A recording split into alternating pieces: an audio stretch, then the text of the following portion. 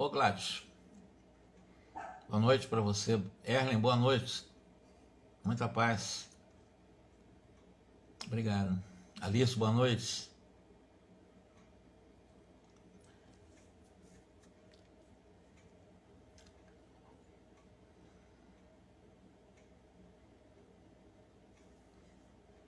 Obrigado, Erlen. Que tenhamos uma boa noite. Aprendendo aqui com o nosso querido André Luiz, né?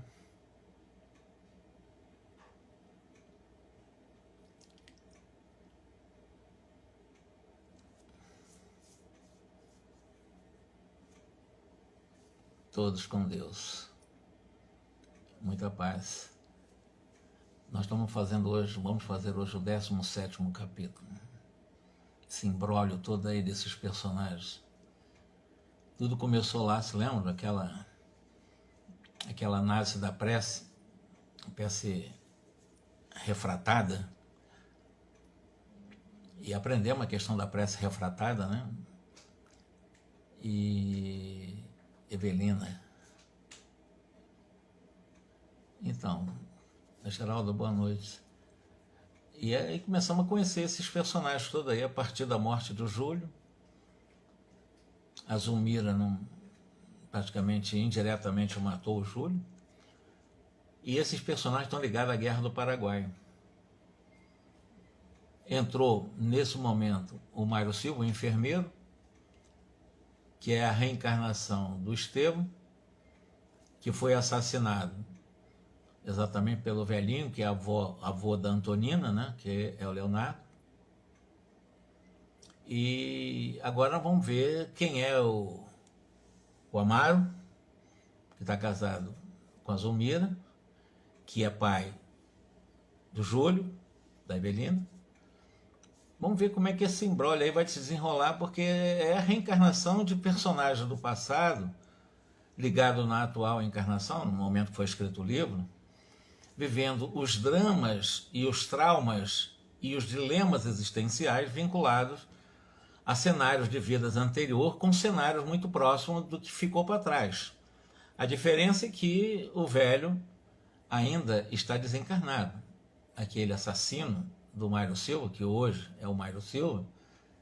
E vamos ver, já falamos aqui que o Mário Silva está ligado também a Zulmira, que Zulmira foi noiva dele e ela preteriu em relação ao noivado, ela abdicou do noivado para casar com o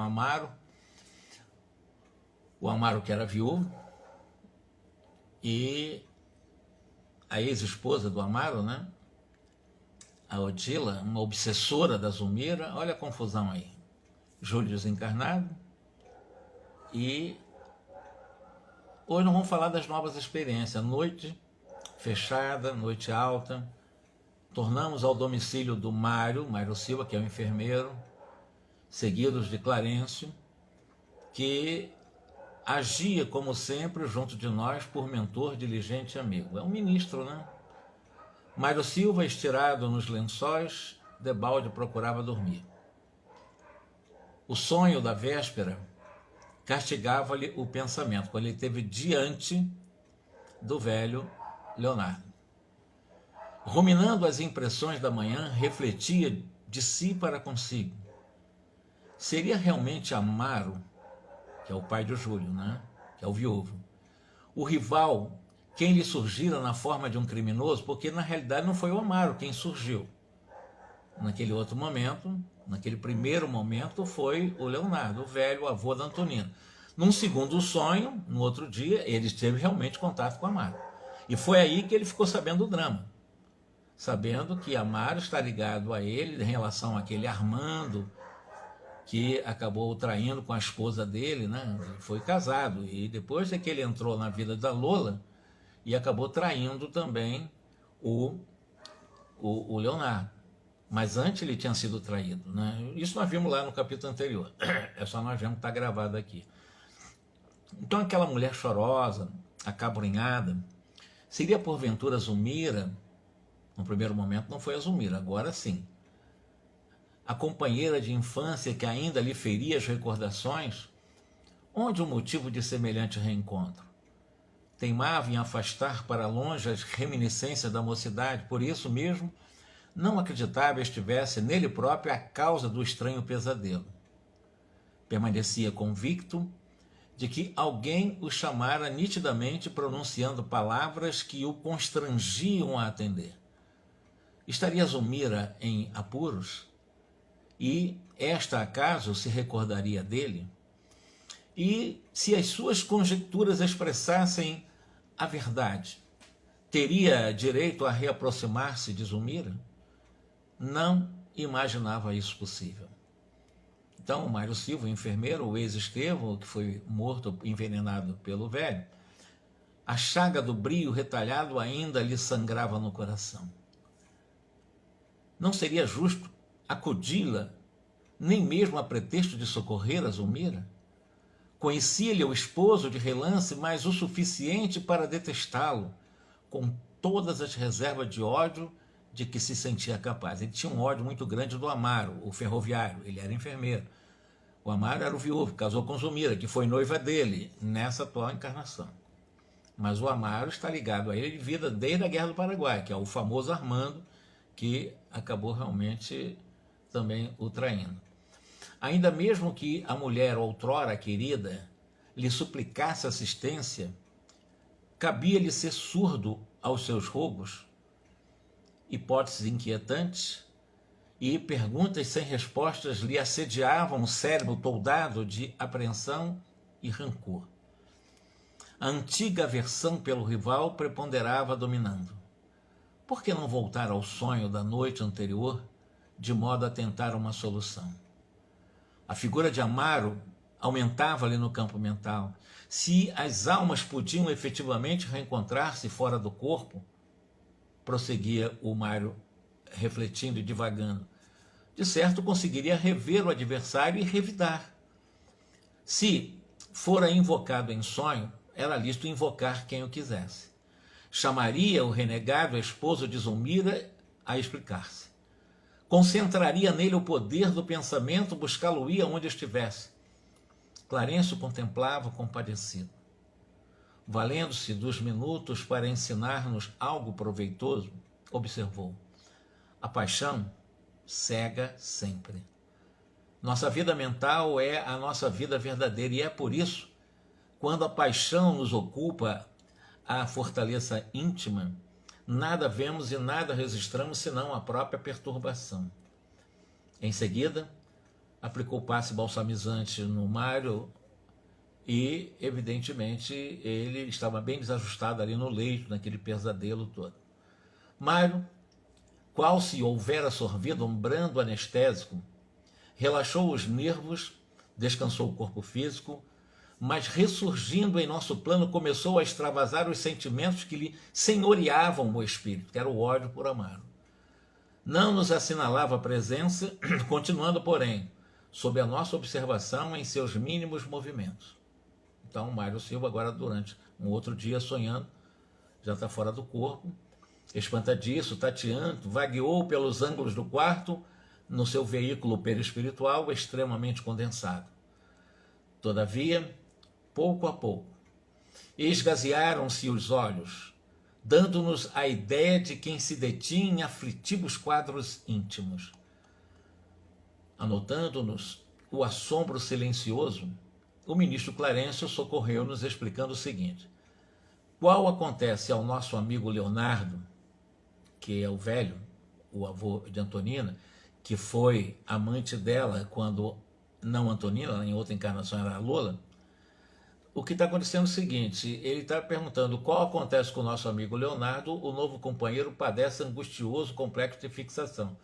Então ele está igual ao Leonardo, que foi o seu assassino em vida anterior, e nesse momento ele está perturbadíssimo.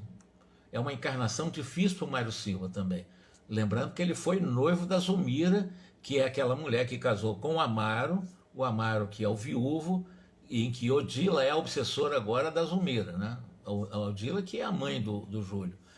Embora tenha o seu caso particular algo suavizado pelas lutas da carne, que por vezes constitui um abençoado entretenimento, ele não consegue diluir a obcecante recordação do inimigo. A mágoa é-lhe inquietante ferinda na mente. Enquanto se distrai nas tarefas comuns, alheia-se de alguma sorte ao tormento oculto que transporta consigo. Mas em se vendo espiritualmente a sós, ele dá curso ao ódio, coagulado desde há muito no coração. Vamos observar o Mário. Ele está fora do corpo agora. Mário desceu para a rua à maneira de um louco.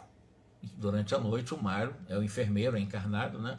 Sai do corpo perturbado, sai pelas ruas totalmente à maneira de um louco, inalando o ar refrescante da noite, forneceu a impressão de quem se revigorava de súbito, passando a gritar com uma voz estridente: Amaro, ladrão! Começou a gritar o nome do Amaro, que é o viúvo, como eu disse, que é o pai do Júlio, da Evelina, que foi casado com Odila, que é a obsessora da Zulmira, e a Zulmira é a segunda esposa dele, e Zulmira que foi noiva também do Mário, o Mário Silva, esse enfermeiro. E ele agora quer satisfação com o Amaro, que está casado com a Zulmira, né? Ladrão, chamando de ladrão, usurpador, aparece, está fazendo uma invocação, como o velho fez uma invocação, ele acabou indo lá, né? Lembra que ele foi lá, teve diante do velho e tal, e falou para a mãe dele como é que foi o sonho, com interpretações bem diferentes. Agora ele está chamando exatamente o que casou com a noiva dele, na atual encarnação, que Zulmira foi noiva dele na atual encarnação dele. E o Amaro está na atual encarnação também. Mas estão ligados no passado, vocês vão ver. E aí, ele chamando o Amaro de ladrão, usurpador, parece, tem dignidade, afronta-me a vingança, não temerei você, chamando ele para a briga. Mário caminhava semi-ébrio, sem direção. Contudo, arremessava as palavras no ar com veemência e segurança. Imagina, está sonhando, está fora do corpo, semi-liberto do corpo, e nessa perturbação toda, andando pelas ruas, gritando o nome lá do Amaro, com raiva, querendo brigar com ele. Havíamos dobrado esquinas diversas, e eis que, quando menos esperávamos, surge alguém ao encontro dele em plena via pública. Copiando o impulso do ferro atraído pelo ímã, Amaro, em seu corpo sutil, correspondia ao chamado estranho do inimigo desligado parcialmente do corpo de carne durante o sono. Defrontaram, você imagina, são seres encarnados brigando, querendo brigar, briga para valer mesmo, durante o sonho. Então imagine como isso deve acontecer no dia a dia, né? Defrontaram-se a princípio altivamente, entretanto, logo após, com as maneiras do homem mais educado, Amaro esboçou um delicado recuo, revelando-se preocupado em evitar conflitos e aborrecimento. Então, quando o Mário Silva, o enfermeiro atual encarnado, o ex-Esteu, que estava realmente semi-liberto do corpo, no sonho, com muito ódio do Amaro, que casou, como eu disse, com a Zulmira, que foi sua noiva, eles chamando para a briga. O Amaro, educadamente, ele se recua. O Amaro, ele não quis entrar nessa da briga. Mas o Mário, o enfermeiro, de ânimo agitado, começou a gritar: não te acovardes, bandido, não te fuja, provocando mais ainda. Temos conta a ajustar. Então, esse enfermeiro, querendo brigar com o ferroviário Amaro, né, durante o sono, semi-liberto do corpo, muito doidão, me perdoa, muito louco, né, com raiva, com ódio, andando sem ir para uma, com muita raiva do Amaro. Mário, no entanto, sem arrefecer no ímpeto, seguiu inflexível, longe de renunciar ao escuro propósito de agressão. Aí o André Luiz, tanto quanto estava acompanhando o caso, acompanhávamos ambos quarteirão a quarteirão, com Hilário também, o doutor Hilário, né, e o Clarencio, até que esbarramos uma entrada de um abrigo doméstico que já conhecíamos, que é a casa do Amaro, do Júlio que morreu afogado, da Evelina. Então eles foram para ali, onde Amaro se dispôs, foi para lá tranquilamente, pacificado. Demonstrando-se interessado em defender a tranquilidade familiar, Amaro parou na porta, aguardando o Mário Silva, provocador. Então, o Mário chegou, exasperado: é aqui o ninho das serpentes? A casa do Amaro. Levantando os punhos contra o rival humilde, prosseguiu briguento, querendo brigar. Pagar-me-ás muito caro a intromissão, infame enganador. Onde puseste a mulher que era a minha felicidade, a minha vida? Que é a Zulmira. Quebraste meus sonhos, aniquilaste-me os ideais, homem terrível, que fizeste de mim? Sou apenas máquina de trabalho, sem fé e sem esperança. E o Amaro explica para o Mário, o enfermeiro, que ele não sabia que a Zulmira era a noiva dele, que ele não sabia que aquele momento que eles estavam se entrelaçando e se tornou a segunda esposa dele, que ela estava ligada a esse Mário. Não havia essa informação. E quer dizer, eu não sabia. E o Amaro alegando para o Mário que ele não sabia, né? Eu nunca tive a intenção de ofender você. E está explicando para o Mário, né? Maldito, como sabe dissimular? Onde está a Zulmira? Quer dizer, está mentindo. Onde é que está a Zulmira? Devo matar-te para restituir minha independência? E, afrontado pela serenidade do outro, o Amaro estava tranquilo, estava aceitando o repto, né? O desafio. E o que aconteceu? Não me reconhece por acaso? Sim, reconheço-te, falou o interlocutor num suspiro. És Mário Silva, pessoa a quem devoto consideração e respeito. Então, se você não me conhece, conheço. Você é o Mário Silva, eu sei que eu tenho muito respeito por você. Sei que você é enfermeiro, conheço você. Eu tenho respeito por você. Os dois estão encarnados lá.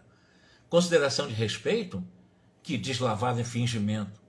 Onde a prova de apreço se me arrancaste a noiva, engodando-a com mentirosas promessas, porque ele realmente acabou tirando, sem saber, a Zulmira, que era a noiva do Mário, né? Somente soube de tua velha afeição por ela, diz o Amaro, quando meus compromissos no matrimônio não admitiam qualquer recurso. Eu só fiquei sabendo que você era noivo dela quando já estava tudo marcado para o meu segundo casamento. Aí eu fiquei sabendo, mas só aí, antes disso eu não sabia. Se alguém, todavia, me houvesse comunicado lealmente quando se desenrolava em torno de minha preferência, eu teria renunciado ao teu favor. Eu sei, no fundo, quem, me perdoe, né? Quem errou foi a Zulmira. A Zulmira era noiva. Se apaixonou pelo Amaro e largou o outro. Mas o Amaro não sabia disso. É o que ele está dizendo aqui durante esse sonho dos dois. Desejaria realmente ser visto, entretanto, agora estou casado. Aí, mais uma vez, o Mário, hipócrita. Não creio em tuas palavras de lobo disfarçado.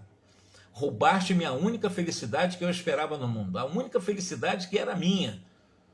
Amaro olhou para ele, né, com um sorriso meio triste, né? E acredita você que eu sou feliz com a Zulmira?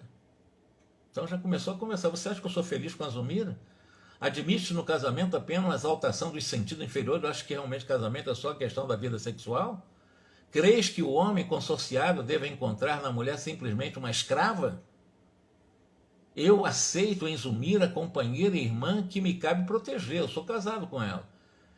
Nem ela e nem eu encontramos na experiência conjugal a alegria das afeições cor-de-rosa, não. Em que o desejo contentado é como uma flor que morre num dia. Nós temos sofrido muito, Mário. Você pensa que a nossa vida aqui é fácil? Não ignoras que me casei em segundas núpcias? Zulmira, por isso mesmo, não terá recolhido em mim a perfeita alegria que seria lícito esperar. Então a Zulmira esperava no Amaro o sonho de menina, de mulher, né? E não conseguiu também encontrar isso. A nossa aproximação começou por uma série de desajustes que culminaram com a morte do meu caçula num terrível desastre. Então está contando para o Mário o que está acontecendo na vida dele. E desde então a nossa casa é um espinheiro de sofrimento, é um inferno. A minha esposa, a Zulmira, adoeceu gravemente e eu mesmo até agora continuo agoniado, totalmente desfalecente. Saberias, porventura, o que seja a infelicidade de um pai que chora sem lágrimas, mortalmente ferido? Você acha que eu tirei a Zulmira de você, vivendo esse inferno hoje com ela? Se dívidas possuo para com a divina providência, podes acreditar que eu não tenho amargado pouco a fim de ressarci-lo. Se eu devo a Deus, com certeza eu estou pagando caro nesse casamento com Zulmira. Isso o Amaro para o Mário está com ódio, porque, repito, o Amaro foi noivo da Zulmira e queria casar com ela. A morte para mim não passaria de uma benção libertadora. Ele estava pensando até em morrer, o Amaro, né? O pai do Júlio. Como podes observar, eu não me vejo em condições de aceitar-te o desafio. Não adianta, você não vai me provocar porque eu não estou bem com ela, né? Estou dilacerado. E mais do que dilacerado, eu estou vencido. Com enternecedora inflexão de súplica acentuou: se ainda consagras amor à criatura que desposei, ajuda-nos com a tua compreensão. Se você ainda gosta da Zulmira, que está casada comigo, por favor, me ajude com a sua compreensão. E se eu te fiz algum mal, inconscientemente, me perdoa. Perdoa pela angústia de minha existência, de condenado a horríveis provas morais. Minha vida não está fácil. Mário Silva, com espanto, né, retribuiu com uma gargalhada sarcástica, com esse desespero do amado. Desculpar? Nunca. Pelo tom da conversa, concluo que a justiça começou a expressar-se devidamente, mas abreviar-lhe-ei com minhas próprias mãos. Ou seja, o Mário está dizendo para o Amaro, pelos que você está me contando, eu acho que Deus já está te punindo mesmo, porque eu que estou querendo realmente abreviar essa punição e te dar uma coça aqui. Meu desforço, quer dizer, minha desforra é certo. Meu ódio é inexorável, eu tenho ódio de você. Amaro ficou calado. Vimos-no curvar a cabeça em oração fervorosa. Nesse momento o Amaro começou a rezar. Suaves irradiações esmeraldinas de luz escapavam-lhe da cabeça, da fronte. As palavras inarticuladas de que se servia para implorar socorro alcançavam no espírito qual se fossem ondas caloríferas e harmoniosas de humildade e confiança. Então ele orou, e essas energias da oração do Amaro alcançou o André Luiz, o Hilário, ao próprio Clarence. Mário, incapaz de sensibilizar-se ante a rendição comovente, prosseguia gritando: por que fica calado, covarde? Fala, explica-te, reage. Dominaste Zulmira, mas não me dominarás, não me dobrarás 1 milímetro. Criminoso de tua laia, não merece compaixão. E começou a xingar, continua xingando, e o Amaro orando já em conexão com o Clarencio, o próprio André Luiz e o próprio Hilário. Nessa altura do diálogo, o ministro Clarencio convocou-nos paternal e disse o seguinte: vamos responder à prece do Amaro, né, com um auxílio fraternal. Ele está nos pedindo. Arrastado pela simpatia e pela emoção, acompanhamos Clarencio sem hesitar, recuando no tempo. Depois do nosso esforço de autocondensação para saber quem são os personagens, para o necessário ajuste vibratório, ou seja, eles se tornaram visíveis para Amaro, abeirou-se dos dois amigos, também invisível para o Mário, né? E, em nos reconhecendo, o Mário, que já tinha contato anterior com ele, desde velhinho lá, né, associou-nos a presença ao pesadelo da véspera e passou a nos chamar. Meu caso não é com a polícia, achava que o ministro Clarencio, André Luiz e Hilário eram policiais.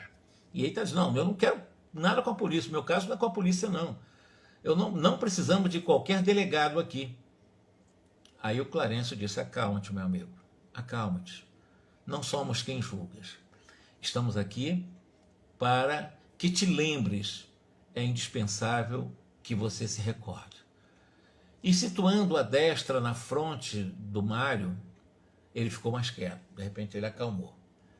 O semblante dele acusou uma estranha metamorfose. Afigurou-se-nos mais elegante, mais jovem, agora mais tranquilo, com as energias do Clarencio. Abriu os olhos e, depois de alguns momentos, exclamou, semi-aterrado: ah, agora lembro. Meu agressor de ontem é o Leonardo Pires. Leonardo é o velho, o avô de Antonina. Como poderia esquecê-lo assim tão infantilmente? Como não rememorar? Disputavam a mesma mulher. Achamos-nos em look quando conhecia cantora e bailarina admirável, Lola Ibarruri. Quem senão ela poderia oferecer meu bálsamo do esquecimento? Realmente eu fiz tudo para separá-los. Ele não era o tipo de homem capaz de fazê-la feliz. Ele está contando o que aconteceu no sonho anterior, em que Clarencio, Hilário e André Luiz estavam presentes. Está lembrando daquele caso anterior. Ele está diante do Amaro, mas está lembrando o caso anterior, em que ele interferiu na vida do, exatamente, o Leonardo e a Lola na época da Guerra do Paraguai. E ele está relembrando ele quando foi Estevão. Não era ele o tipo de homem capaz de fazer. Então ele dizer, o Leonardo não era um homem ideal para a Lola, ele era apaixonado também pela Lola, né? Lola trazia consigo a beleza, a juventude, a arte reunidas, e eu carregava no peito o caixão dos sonhos mortos. Ele vai explicar por quê. Deu-me o repouso de minha alma necessitava. Deu-me o repouso de que minha alma necessitava, a Lola. Restaurou-me, mas que domingo terrível aquele na praça embandeirada em Piraju, deslocavam-se as forças para a caça ao inimigo. Então Mário agora está lembrando o Estevão. Imaginava, porém, a melhor maneira de reencontrar a mulher querida, que era Lola, e naquela manhã de terrível memória conseguia a simpatia de Frei Fidélis antes da missa. O caridoso capuchinho auxiliar-me-ia advogando minha causa, ou seja, ele, o Frei, iria aproximar de Lola. Lola não deveria movimentar-se, entretanto, poderia por minha vez retornar à retaguarda. Os maiorais eram meus amigos. Obteria por isso o favor dos príncipes. Do príncipe, no caso, era Dom Pedro II. Arquitetava meus planos quando encontrei Leonardo. Não supunha conhecer-se ele a infidelidade de Lola e procurei agradá-lo aceitando-lhe a companhia. Então, é tudo que já sabemos lá anteriormente, né? Ele realmente, o Leonardo, sabia que ele era o traidor, né? Mas ele em si não sabia que o Leonardo sabia que tinha sido traído. E aí, bandido, bandido, Mário levou as mãos na garganta como se registrasse enorme sofrimento, caiu desamparado, gemendo de dor. Clarencio aplicou-lhe o recurso magnético e ele se levantou mais tonto, né? E aí Mário, que se mostrava igualmente transtornado, acompanhava a cena com manifesta aflição. Amaro, né? O Amaro estava com... Amaro é o viúvo, o pai do Júlio. Clarencio ajudou o Mário a firmar-se sobre os pés e perguntou, concitando a relembrar: por que razão te afeiçoaste a Lola com tamanho desvario? Por que você se aproximou de Lola, você traiu Leonardo? Por que você fez isso? Utilizando, inclusive, um capuchinho, né? Por que você fez isso? Por que não atendeste aos avisos da sua consciência, que de certo te rogava não despertasses o ódio naquele que te aniquilaria o corpo, aquele que te aniquilou o próprio corpo através do veneno? Apresentando a expressão de um louco, Mário desferiu um desconcertante gargalhada e bradou: porque amei Lola e Barruri. Por que eu amei ela? Porque não tive escrúpulo em arrebatá-la ao companheiro que retinha nos braços. E ele está falando: por que eu fiz isso? Por que eu amei? Por que eu realmente tirei ela do Leonardo? O instrutor, o ministro Clarencio, afagava-lhe a cabeça, né, para poder fazer com que ele lembrasse mais o passado dele, o Mário Silva, lembrasse a época em que ele foi Estevão. Assim prosseguiu Mário Silva alarmado: ausentei-me de Assunção com o espírito irremediavelmente desiludido. De olhar vagueante, como se surpreendesse o passado ao longe nos recôncavos da noite, continuou: nos arredores da formosa capital paraguaia, Assunção, eu construíra a minha casa e era feliz. Isso antes de conhecer a Lola. Ele está contando como Estevão, como é que foi a vida dele antes de entrar na vida da Lola e depois ser morto pelo Leonardo. Lina era a esposa dele antes de conhecer a Lola, né? Então Lina era o tesouro do meu coração. Minha amiga, minha esposa, minha esperança, a minha razão de ser. Lina era descendente de uma das famílias de Mato Grosso, aprisionadas pelo inimigo lá no Paraguai, na invasão de dezembro de 1864. Encontrei Lina, sem parentes, asilada, por respeitável amiga que a adotara por filha estremecida, no Paraguai. Quando lhe fitava os olhos claros e doces, sentia-me transportado aos céus imensos. Então, ele, lembrando como foi Estevão, foi casado antes de conhecer a Lola. E ele está lembrando que a Lina era uma esposa maravilhosa, ele fez vários tipos de sonhos com ela, fitava elas com sonhos, ela tinha os olhos claros, doces, sentia-se transportada aos chamados céus imensos com a presença da Lina, a sua esposa, a primeira esposa. Era tudo o que a mocidade ideara de mais lindo para o meu coração. Em Lina eu encontrava a divina novidade de cada dia, e apesar dos sofrimentos da guerra, mergulhávamos ambos na rosa corrente dos mais belos sonhos.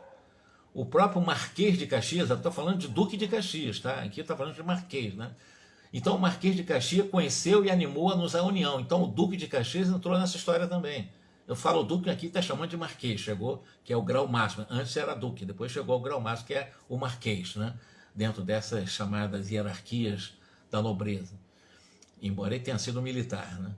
Foi assim que em janeiro de 1869, quando a trégua nos atingiram, um sacerdote consagrou-nos o casamento. Ou seja, deu uma trégua na Guerra do Paraguai, um sacerdote fez o casamento dele. O conselheiro Paranhos prometeu nos ajudar, tão logo regressássemos ao Brasil para que o nosso consórcio fosse devidamente festejado. Vivíamos tranquilos, como duas aves entrelaçadas no mesmo ninho, quando eu tive a desgraça de levar ao nosso templo doméstico, para minha casa, 2 companheiros de trabalho de ideal. Botou na casa dele 2 homens, Armando e Júlio. Anotem a palavra aí, Júlio. Olha o Júlio entrando aí. O Júlio, que foi filho do Amaro, desencarnou afogado, na vida anterior está ligado também ao Mário Silva, na condição de adulto, era amigo de Mário Silva, e foi chamado como amigo para a casa do Mário Silva, que foi casado com a Salina, lá de Mato Grosso, Mato Grossense, né? E que amava profundamente. Mas levou esses 2 amigos, o Armando e o Júlio. Pois bem, vamos ver o resto da história. Sim, seriam eles amigos. Aí seriam eles meus amigos ou abutres? Sei apenas que Lina e eles se fizeram íntimos em pouco tempo. Aí entra o Júlio, entra o Armando, ele, o atual Mário Silva, que foi o Estevão assassinado pelo velho Antonino, avô do Antonino, agora ele está contando a história dele. Ele sofreu, antes de conhecer a Lola, inclusive, né? Ele passou esse perrengue todinho aí no momento em que ele colocou na casa dele o Armando e o Júlio, lá da Guerra do Paraguai, na Guerra do Paraguai, naquela trégua da guerra, né? Quando a desculpa se aliviarem os sofrimentos da campanha, os 2 passaram a gastar em nosso pequeno santuário de Ventura todo o tempo que lhes era disponível. Ficavam só dentro da casa dele. Descansava minha alma na confiança sincera, então ele confiava nos 2, tanto no Armando como no Júlio. O semblante do Mário alterou-se de súbito. Esgares de amargura modificaram de afeição. Imprimindo à voz um lúgubre acento, acentuou exatamente atormentado. Até que um dia encontrei Lina e Júlio, olha o Júlio que morreu afogado com 8 anos, né? O Júlio agora como adulto o traiu com a Lina, né? Júlio abraçados um ao outro como se o tálamo conjugal lhes pertencesse. E o pior de tudo, que ele flagrou os 2, o Júlio e a Lina, que era a esposa que ele sonhava, mulher ideal da vida dele, gravou em nós o olhar, aquela forma assim bem terrível, acrescentou: compreenderão acaso a dor do homem que se vê irremessivelmente atraiçoado pela mulher em que se apoia para viver? Eu fui traído por Lina, com Júlio.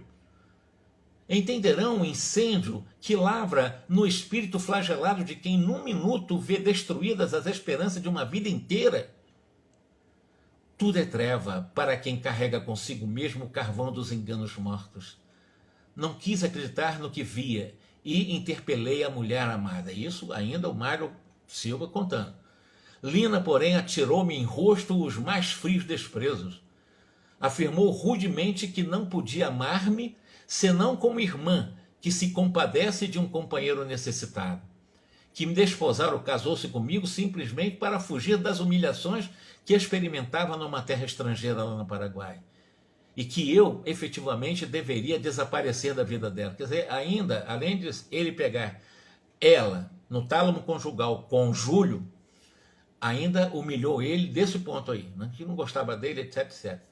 Envergonhado, invoquei a proteção superior, de amigos superiores, e fugi de Assunção. Eu era, contudo, um homem diferente. A segurança de caráter que me cultivava brioso fora abalado nos alicerces.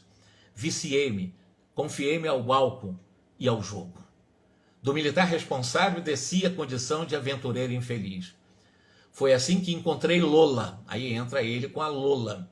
A Lola seria um outro consolo para ele diante da tragédia pessoal que ele viveu com a esposa, a Lina, né? E encontrou tanto a Lola, conheceu os 2, e Leonardo, né? E não hesitei em exterminar a felicidade. Então agora é a minha vez. Então o que ele sofreu, ele fez o Leonardo sofrer em relação a Lola, que já era até desquitada, né? É muito difícil albergar respeito aos outros quando fomos pelos outros respeitados. Agora eu vou me vingar. E se vingou logo do Leonardo, não tem nada a ver com a história. Valendo-se da pausa que se evidenciava espontânea, Clarencio indagou o seguinte: e nunca recebeste notícia da esposa? Onde é que está a Lina? Mário Silva, reconduzido à personalidade de Esteves pela influência magnética, exibiu um sarcástico sorriso e informou: Lina, que passei a odiar era demasiado cruel. Achava-me não longe de Assunção depois de 3 meses sobre a mágoa terrível que me fora sacada quando vinha saber que Júlio fora igualmente achincalhado por ela. Ou seja, Lina traiu o Mário na época como Estevão com o Júlio, e depois a Lina também traiu o Júlio. Isso que ele está contando aqui. Certo dia, de volta ao lar, encontrou-a nos braços de Armando, que foram os 2 amigos que ele colocou na casa dele. Agora a Lina, além de ter traído ele com o Júlio, agora está traindo o Júlio com o Armando, né? Um outro amigo que parecia consagrar-nos estima fraternal. Menos forte que eu mesmo, Júlio esqueceu-se do revés com que me dilacerar. Então Júlio, por causa dessa traição de Lina, o que ele fez? Vocês vão ver que o Júlio, que é o menino que morreu afogado, filho atual do Amaro, na época como o Júlio, que traiu, olha por tantos nomes, né? O Mário, que na época era o Estevão, e o que aconteceu? O Júlio não aguentou essa traição com o Armando, né? Então ele ficou dilacerado, cego, absorvente, feição e ingeriu grande dose de corrosivo. Quis se envenenar. Fraquejou. Não foi tão forte quanto ele, né? O próprio Estevão, que ele assumiu e foi viver e foi se vingar lá com a Lola em relação ao outro Leonardo. Socorrido a tempo na caserna, conseguiu sobreviver. Então o Júlio tentou se matar por causa da Lina, mas foi salvo em algum momento, né? Mas incapaz de suportar os males corpóreos decorrentes, porque ele ficou sem fala, ficou totalmente corroído a região glótica dele, e ele perdeu a fala. Ele resolveu realmente se jogar nas águas do rio Paraguaio. E no momento que ele se joga no rio Paraguai, ele acabou morrendo afogado. O Júlio, tá? Depois disso, eu não soube mais nada. A morte guardava-me lá em Piraju. Ele morreu em Piraju. O destino marcara-me impiedoso. Mário fixou desagradável cara Antônio e acentuou: sou um poço de fel. Não posso modificar-me. Haverá paz sem justiça e haverá justiça sem vingança? Aí o Clarencio ergueu a voz calmante, né, considerou generoso. Meu irmão, é necessário esquecer o mal, meu amigo. Sem aquela atitude de perdão recomendada pelo Cristo, nós seremos um viajor perdido no cipoal das trevas de nós mesmos. Sem amor no coração, não teremos olhos para a luz. Mário dispunha-se a responder, entretanto fizeram um ligeiro movimento, mostrou-se-no singularmente renovado. Seu veículo espiritual parecia haver regredido no tempo. Revelava-se mais leve, mais ágil, sua face impressionava pelos traços juvenis, e buscou aproximar-se do enfermeiro num gesto natural de cordialidade. Todavia, em lhe observando o rosto metamorfoseado, o antagonista bradou entre ódio e angústia: Armando, Armando. Então o que aconteceu? Ele, diante do Amaro, atual Amaro, pai do Júlio, vejam bem, é exatamente o Armando, amigo dele do passado, que hoje é o pai do Júlio. E o Armando que o traiu, ou seja, o atual pai do Júlio, que é esse ferroviário casado com a Zulmira, ele no passado foi, junto com aquele Júlio, né, o que desgraçaram a vida do Estevão. E o Estevão também foi morto, inclusive foi envenenado lá pelo Leonardo. Então, nesse imbróglio todo, ele, nesse momento desse sonho, ele reconheceu o Armando no Amaro. Ele viu que estava, o Amaro era o Armando do passado, né? Pois és tu, Amaro, que hoje detesto é o mesmo Armando de ontem. Então reconheceu no Amaro o Armando. Onde me encontro? Estou louco, não é possível. Você é o Armando? E porque eles recuaram, houve transfiguração, e houve exatamente nesse recuo esse reconhecimento de que o Amaro era o Armando, aquele que, no fundo, desgraçou a vida do Júlio, né? E tem hoje tinha ele como filho que morreu afogado, né? Instruindo o cuidadoso, Clarencio falou rápido: não precisei despender grande esforço para que a memória de Amaro se tornasse ao pretérito. Então o Amaro também volta ao pretérito. O sofrimento reparador conferiu-lhe à mente a sensibilidade de recursos novos. Bastou-me tocá-lo de leve para que aproveitasse a digressão do antigo companheiro, recuperando as recordações da época em estudo. Amaro procurava estender braços amigos ao adversário que o contemplava galvanizado de assombro. Contudo, recuando de repente como um animal ferido, Mário gritou em desespero: não se aproxime de mim, não me provoque, por favor, não se aproxime de mim. Estava com muita raiva do Amaro. Clarencio, no entanto, situando-se entre os dois, pediu comovidamente: calma, calma, tenhamos calma, vamos respeitar uns aos outros. E dirigindo-se particularmente ao Mário, determinou sem afetação: agora é o momento de nosso amigo, ou seja, agora é seu momento. Comentaste o pretérito à vontade. É indispensável que Amaro também fale por sua vez. Vamos ver o que o Amaro tem para falar. O Amaro, que é o atual, que é o viúvo que casou com a Zulmira, que foi noiva dela. Olha quantos personagens aí, mas numa ligação do passado muito forte. A justiça, em qualquer solução, deve apreciar todas as partes interessadas. Não vemos o seu lado. Vamos ver o lado do Armando também, que agora é o Amaro.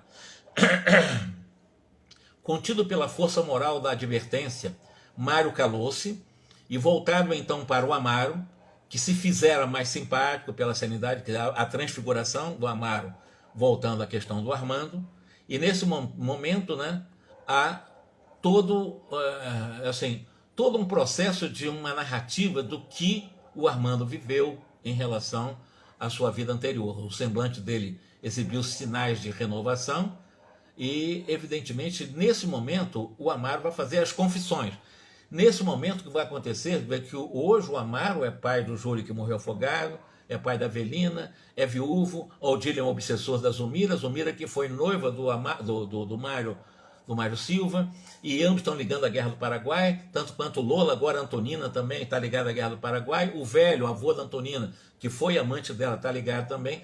Mas para que eu possa fazer isso com mais calma, eu teria que fazer a partir do 19º capítulo, para fazer exatamente essa conjugação desses personagens, e o tempo não me daria exatamente esse fôlego maior para contar o 19º capítulo, que seria a confissão do Amaro, para entendermos esses personagens.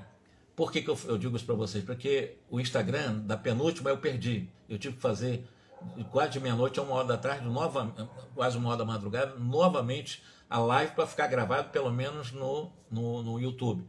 Eu perdi, porque o Instagram ele corta mesmo, ele baixa, ele não grava, né? E eu, para fazer o 19º capítulo, que seria a confissão do Amaro, eu levaria mais do que os 15 minutos que estão me faltando. Então ficaria para quarta-feira exatamente entrar agora no âmbito do cenário da vida particular do Amaro, o atual viúvo, o pai do Júlio que morreu afogado, também casado com Zulmira, que foi noiva do Mário Silva, que é o enfermeiro que nós conhecemos, é o ex-Esteban, como inimigo também, que foi morto pelo velho lá, o avô da Antonina, que foi a Lola. Olha só como é que os personagens vão fluindo, né? E nós vamos ver uma narrativa extraordinária do que é a lei de causa e efeito pelos processos reencarnatórios. Como é que funciona, não como punição, mas como oportunidade de cada personagem para poder reparar pelo caminho do bem, do belo, do bom, da harmonia, da paz, para haver um ajuste como uma oportunidade pela reencarnação de reparar os erros do passado. O convite é para o amor, embora ele esteja ainda com muito ódio. Embora o velho não esteja reencarnado, né? O avô da Antonina está desencarnado, mas eu vou deixar para a próxima fazer o 19º e o 20º capítulo, para com mais calma realmente vermos como é que realmente vai ser desenvolvido até o final desse livro essa lei de causa e efeito com esses personagens aí, tá bom? Ó, rapaz, você vai me deixar envergonhado, vou tampar minha cara aqui. Obrigado, Erlen, pelo carinho, tá? Muito obrigado mesmo, vocês todos que estavam conosco aqui. Alice, um grande abraço. Eu não conheço, eu não me lembrava da Rosali. A Edmilson a gente já conhece também. A Eleusa. E também, deixa eu ver se eu consigo ver mais aqui. Eu não consigo mexer com o negócio de Instagram, eu sou muito verde nisso. A Kátia, boa noite também, Kátia. A TV Geralda também. Em Alice, né? E a Gladys também. Olha, um grande abraço para vocês. Vamos lá, na quarta-feira eu vou dar continuidade a esses personagens, Amaro, o ex-Armando, né? E em algum momento o Júlio, que nós já sabemos quem é o Júlio do Vida Passada, amigo do antigo casado com a Lina, Mato Grossense, né? Que traiu de todas as formas. Ave Maria, como havia traições, né? Muitas infidelidades aí nessas histórias. Mas vamos lá. Que Jesus nos ampare, nos proteja e que na quarta-feira nós possamos dar sequência a esse enredo. Para mim é um enredo realmente bastante profundo, né? Dentro da lei de causa e efeito. Muito interessante. Estamos aprendendo muito como funciona a lei da reencarnação, né? Grande abraço para vocês, boa noite, um bom final de semana. Muito obrigado, tá?